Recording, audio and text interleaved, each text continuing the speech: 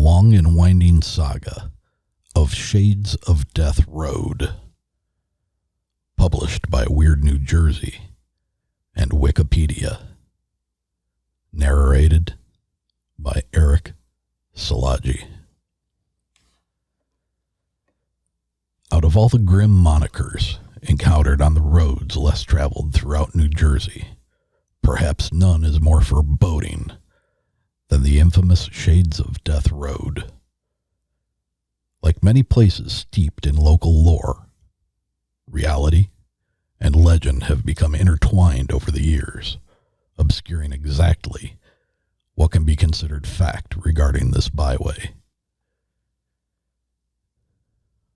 What is known is that for centuries, this road has been a dark, mysterious thoroughfare for travelers to cut across one of the more isolated parts of our state. What isn't known exactly, how this street earned its curious name.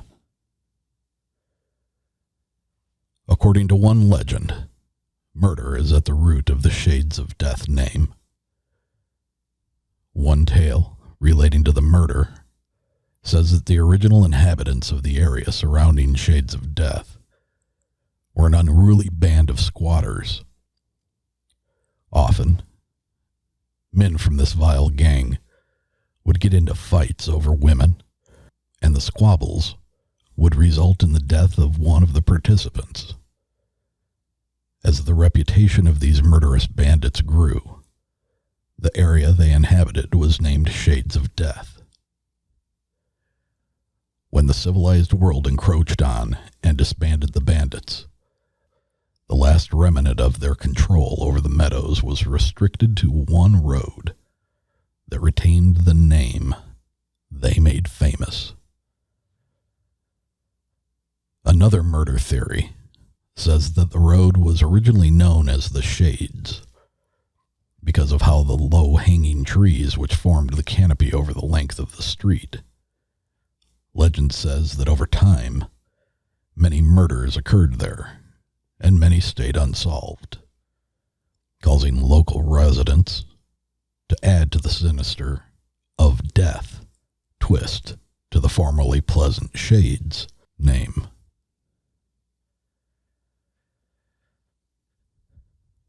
There are still other explanations of how Shades acquired its name, which have less to do with murder and more to do with death by natural causes. Shades of Death traverses an area long known as the Great Meadows, which upon its original settlement was a vast area of marshy swampland. Around 1850, an outbreak of malaria-carrying insects was discovered near the cliff face along Shades. As the citizens around Shades came to expect the yearly outbreaks of this terrible disease, they began to anticipate the annual spat of deaths of friends and family members, which came along with it. Like any community, their landmarks, in particular this one road, came to reflect the morose attitude they had regarding these epidemics. Legends and folklore. Some focus on the road's southern half, where the adjoining forest with its aged trees provides much actual shade from the sun even on the brightest of days.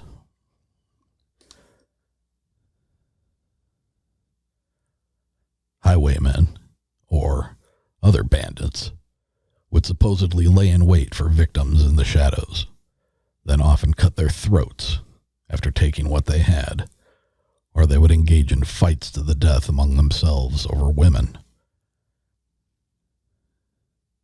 Or, it is said the local populace would take revenge against these highwaymen by lynching them and leaving their bodies dangling from the low-hanging tree branches as a warning to others criminally inclined.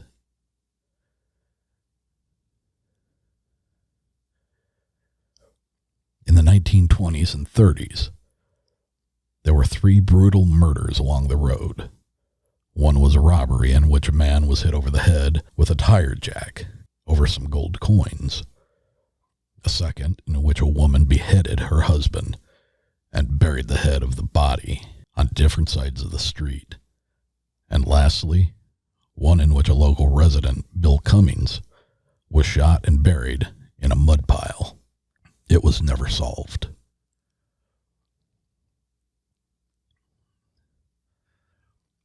The twists and turns of the road have led to suggestions that it has led to an inordinate number of fatal car accidents, and supposedly, the reflective guardrails along the road indicate where that has happened. However, the road had earned its name well before automobile use became common in this area.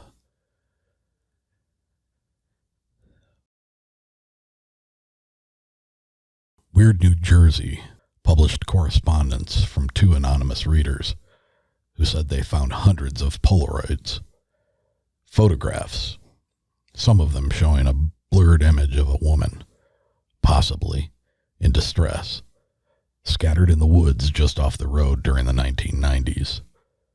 The magazine claims the local police began an investigation, but the photos disappeared shortly afterward.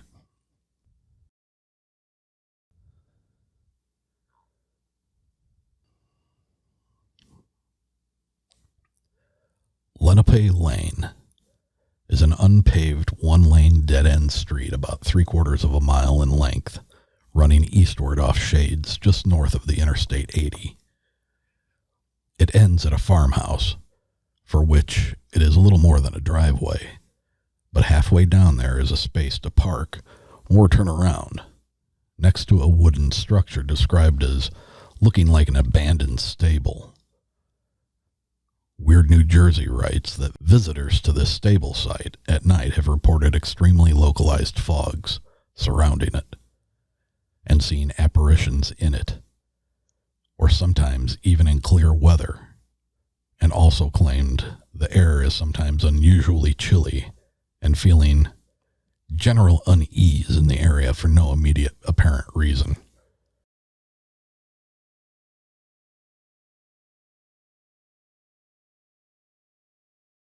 An additional legend claims that sometimes nocturnal visitors to Lenape see an orb of white light appear near the end of the road, which chases vehicles back out to the shades of death. And if it turns red in the process, those who see it will die. This may be due to an old tree near the end of Lenape that was never cut down when the road was built. As a result, the road forks right just before the tree, and a big red reflector has been nailed to the tree to warn drivers. Another legend says that if one circles around the tree and drives down the road again at midnight, a red light will shine and the driver will never survive.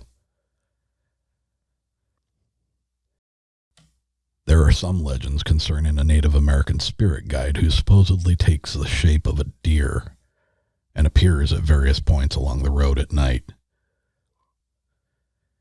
If drivers see him and do not slow down sufficiently enough to avoid a collision, they will soon get into a serious accident with the deer. Traveling along Shades of Death today, it is still a mysterious, foreboding place.